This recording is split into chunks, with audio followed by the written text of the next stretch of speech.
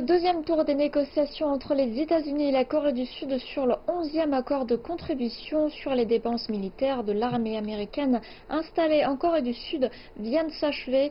Au cours de des négociations, la partie américaine a demandé une contribution plus élevée de la part sud-coréenne. Avec ce point de divergence, les deux parties ont beaucoup de mal à parvenir à un consensus. Et tout de suite, on fait le point avec Jessica dans sa revue de presse. Bonjour Jessica. Bonjour. Alors, expliquez-nous l'origine de cette divergence. Alors, comme vous l'aviez dit juste précédemment, le président Trump a demandé une contribution plus élevée à la Corée du Sud pour les dépenses militaires de l'armée américaine qui y est déployée. C'est cela qui a débouché sur une tension des relations entre les deux pays alliés.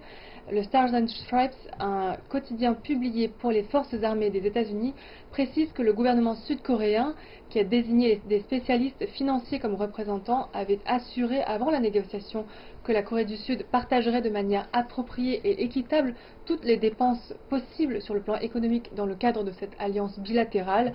Selon l'article, la réaction de la Corée du Sud tend à donner une réponse négative à la demande des États-Unis en termes d'augmentation de la contribution sud-coréenne. Et donc, on attend encore des négociations prochainement. Alors oui, ils vont en effet devoir poursuivre leurs négociations. L'agence de presse sud-coréenne Yonhap a indiqué que le montant des dépenses militaires que les États-Unis ont l'intention de faire payer aux Sud-Coréens s'élevait à 5 milliards de dollars, soit 5 fois plus que celui d'aujourd'hui.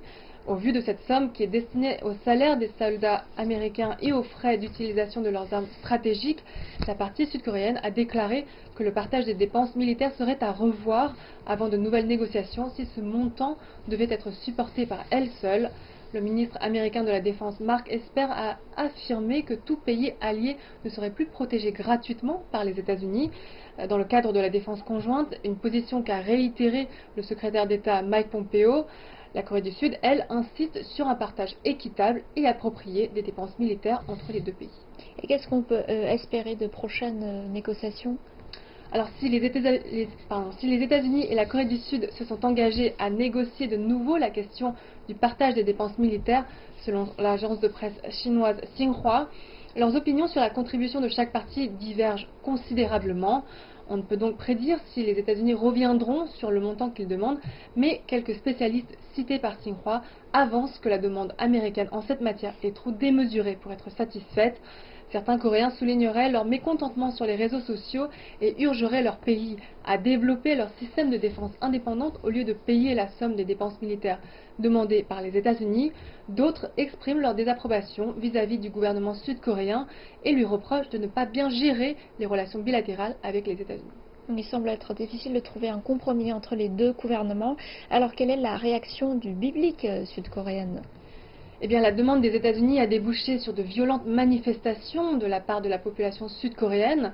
Selon le Daily Mail, en tout cas, le 18 octobre, de nombreux étudiants locaux sont entrés dans la cour de l'ambassade des États-Unis en Corée du Sud. En franchissant le mur avec des échelles et brandissant des pancartes, ils ont protesté contre la demande américaine. La police sud-coréenne a déjà arrêté quelques manifestants et du coup se fait réprimander par la population pour sa réaction. Selon cet article, un grand nombre de Sud-Coréens disent que cette demande démesurée des États-Unis porte atteinte à la souveraineté nationale de leur pays. Certaines personnes pensent même que les 28 500 soldats américains présents en Corée du Sud pourraient devenir un frein majeur à l'unification de la péninsule coréenne. Et j'imagine les manifestations vont certainement rajouter la difficulté pour le gouvernement de faire des concessions. Évidemment.